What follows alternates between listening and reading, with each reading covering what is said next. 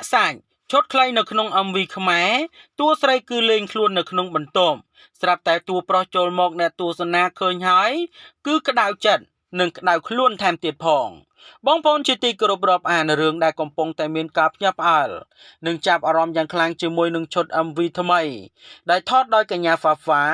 នៅក្នុងនោះផងដែលកំពុងតែទទួលនៅការមិនពេញចិត្តជាបន្តបន្ទាប់អំពីសំណាក់ fan ជាពិសេសអ្នកប្រើប្រាស់បណ្ដាញសង្គមផ្ទាល់ដែលបានលើកឡើងថា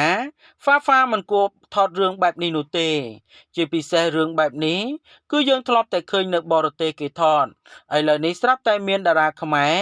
ចាប់ផ្ដើមថតរឿងបែបនេះដែរវាគឺជារឿងមួយដ៏ហួសចិត្តបំផុត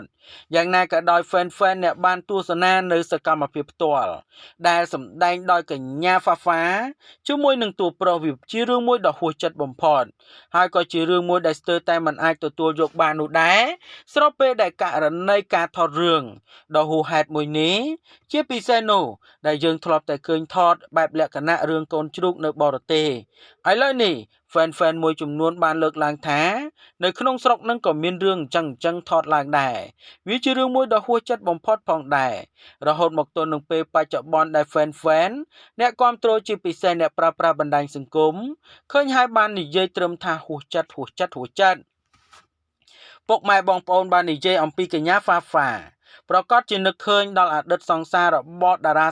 ចម្រៀងប្រុសល្បីឈ្មោះគឺលោកជើមចាក់ជាមិនខានទេដែលនៅពេលកន្លងទៅលោកជើមតែងតែធ្វើឲ្យមានការចាប់អារម្មណ៍យ៉ាងខ្លាំងជាមួយម៉ងហ្វាហ្វាដែលជាអតីតសង្សារទី3របស់លោកជើមជាពិសេសជាមួយនឹងសកម្មភាពដែលនាយជើមនឹងតែងតែស្រឡាញ់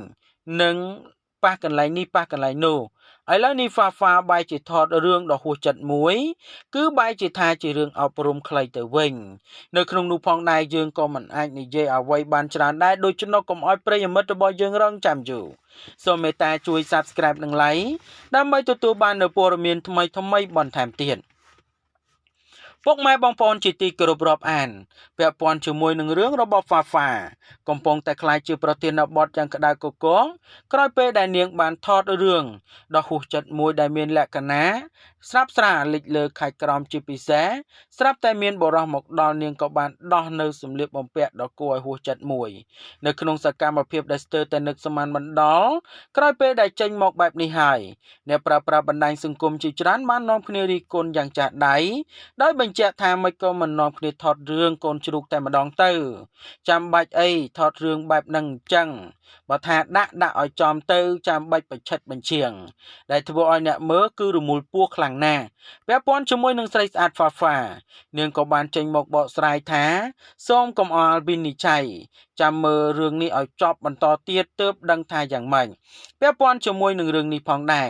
អ្នកប្រើប្រាស់បណ្ដាញសង្គមជាច្រើនបានត្រឹមតែហួសចិត្តហើយនឹងលើកឡើងផ្សេងគ្នាចំពោះស្រីស្អាតហ្វាហ្វាផងដែរដោយស្នើឲ្យក្រសួងអប់រំយុវជនអប់រំបាទសំទោសដោយស្នើឲ្យក្រសួងវប្បធម៌និងវិចិត្រសិល្បៈគួរតែហៅហ្វាហ្វាមកណែនាំចេញជាពិសេសអ្នកដឹកនាំសម្ដែងតែម្ដងដែលថតរឿងអញ្ចឹងវាគឺជារឿងមួយដ៏ហួសចិត្តបំផុតដែលមិនអាចទទួលយកបាននោះទេរហូតមកទល់នឹងពេលបច្ចុប្បន្ននេះមានម្នាក់បានចូលទៅ comment រិះគន់ជាបន្តបន្ទាប់ជាមួយនឹងការថតរឿងដ៏ហួសចិត្តរបស់ហ្វាហ្វានិងជាពិសេសក្រុមសម្ដែងរបស់នាងតែម្ដងយ៉ាងណាក៏ដោយមកទល់នឹងពេលបច្ចុប្បន្ននេះយើងក៏មិនអាចនិយាយអ្វីបានច្រើនដែរយើងមានតែរងចាំមើលទាំងអស់គ្នាតែប៉ុណ្ណោះថារឿងនេះនឹងទៅជាយ៉ាងណាស្របពេលដែលថតហើយរិះគន់ដោយទឹកបាក់ទំនប់បែបនេះអ្វីដែលសំខាន់យើងមានតែរងចាំមើលបន្តទៀតចំពោះលក្ខណៈសម្បត្តិនៃការថតរបស់ពួកគេថានឹងទៅជាអាម៉េចទៅវិញក្រោយពេលដែលបង្ហាញនៅសកម្មភាពរឿងដ៏ហួសចិត្តទាំងប៉ុន្មានមកលើនេះដូច្នោះព័ត៌មាននេះមានប៉ុណ្ណឹងដើម្បីទទួលបាននូវព័ត៌មានថ្មីបន្ថែមទៀតសូមមេត្តាជួយ Subscribe និង Like ខ្ញុំបាទសូមអរគុណនិងសូមគោរពលា